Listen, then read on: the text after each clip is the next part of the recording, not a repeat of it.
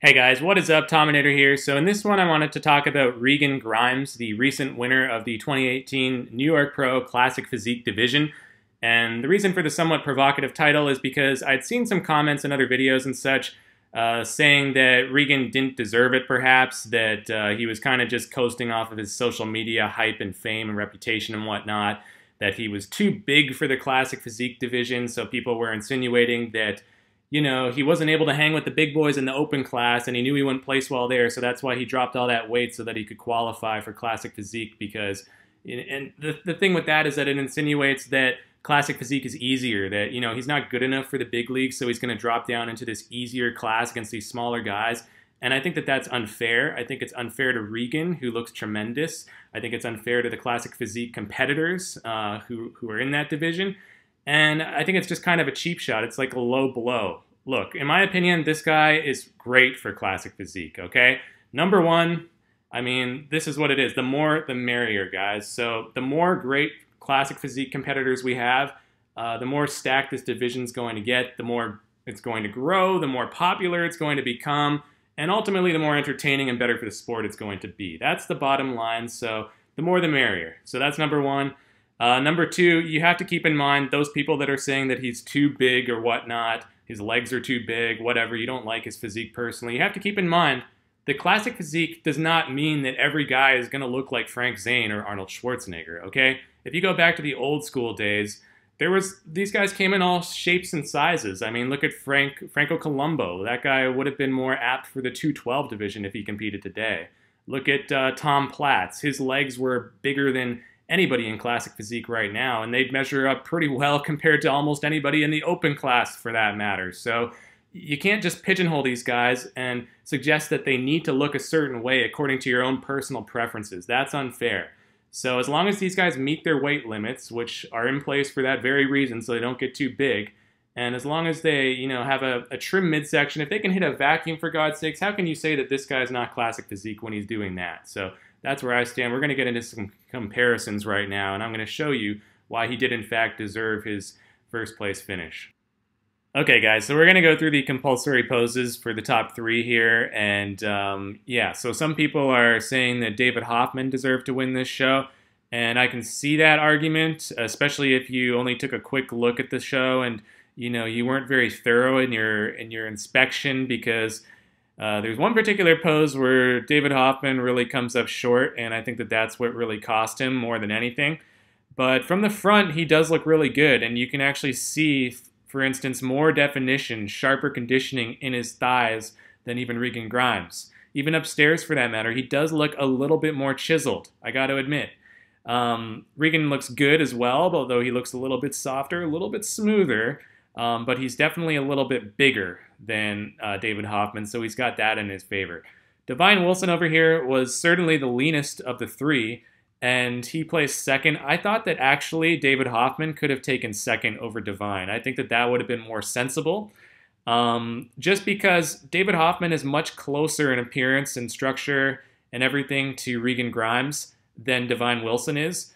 So it makes more sense, in my opinion, for the two guys that are most similar to place next to each other. Like, why would you have a completely different build of bodybuilders sandwiched in between these two guys who are relatively similar? Anyway, this is just the front relax pose, not really an official mandatory, so let's get into it. Front double bicep. Okay, in this one, you could make a strong case for David Hoffman winning the pose because of that edge and definition. Again, though, Regan is a little bit bigger. You can see through the lats. He's wider. You can see through the quads. He's got a little more sweep, perhaps a little bit more size from side to side. And the vacuum is awesome. Hoffman's also sporting a vacuum. They both look really good. And Divine over here looks also very good. He's got a different look to him. He's not doing the vacuum. He's hitting it more tilted. But he's pulling it off well. He's certainly leaner. He looks more like a Frank Zane in this pose. This is kind of how Zane used to hit the front double bicep, at least in a lot of his photo shoots and stuff. And it's very aesthetic. I like it. It minimizes the waistline, and he looks good.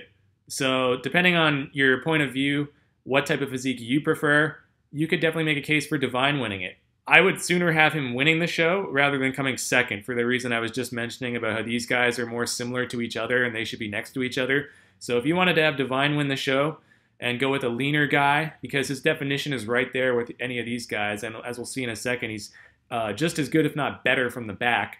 So you can make a strong case for Divine winning it, but he's either winning it or he's third. I don't really get how he's second. Anyway, in this pose, personally, it is tough, man. It's really close. I'm really having a tough call. I would give it to Regan, except that he's looking a little smoother than the other two. Because I like his outline, I like his extra size, and his extra sweep through the quads, but he's just not quite as sharp as these guys from the front, at least not in this picture here. So, man, this one's tough. You know what? For the sake of argument, we'll give it to David Hoffman. Okay, so next pose, side chest. This is where things start to go south for David Hoffman. He doesn't look as good as either of these guys from the side, in my opinion. I think his chest looks very flat. And this is actually him when he was opening up more. I had an earlier shot where he was more closed off, and it looked even worse. He looked even smaller, and this is about as good as it's going to get for him, and he's definitely in third in the side chest. I would probably go with Regan in the side chest. I think he's hitting it the best, but Divine is right there with him. Divine's got a really good side leg here, lots of detail, and his chest looks nice and full. But Regan's just a little bit bigger upstairs and overall, downstairs as well. And I think that, the conditioning differential is not that great anymore. David Hoffman actually has the least detail in the lower body now, at least in the thighs. Calves look good, but yeah, so I definitely would have him in third now. And it's a close battle between these two guys. I would go with Regan, but you could make a case for Divine as well.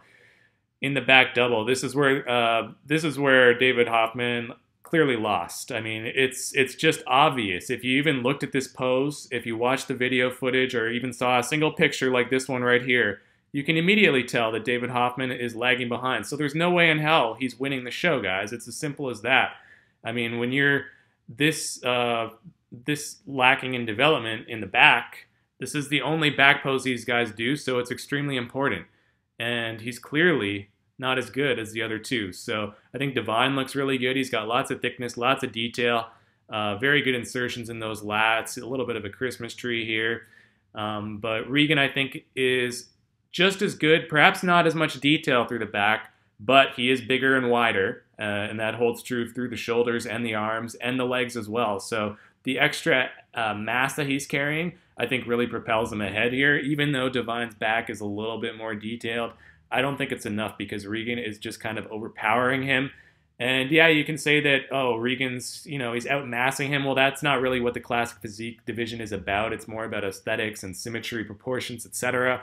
And that's true. I hear you. But at the same time, if you can carry that extra mass in an aesthetic way, which I think Regan is pulling off, then it's only to your benefit to be bigger. I mean, the only thing that is wrong with having too much mass is when you ruin your proportions, when you blow out your waistline, when you start compromising your definition excessively. That's where it goes wrong. There's nothing wrong with getting bigger in and of itself. Arnold Schwarzenegger was outmassing almost all of his competitors, yet he still looked amazing, and we all praise him for it. So why not Regan as well? So I would give Regan the back double, followed closely again by Divine, and then David Hoffman in third. He's just doesn't have as much thickness or detail. He's wrinkly in the lower back, and he just doesn't look nearly as sharp or as good as he did from the front.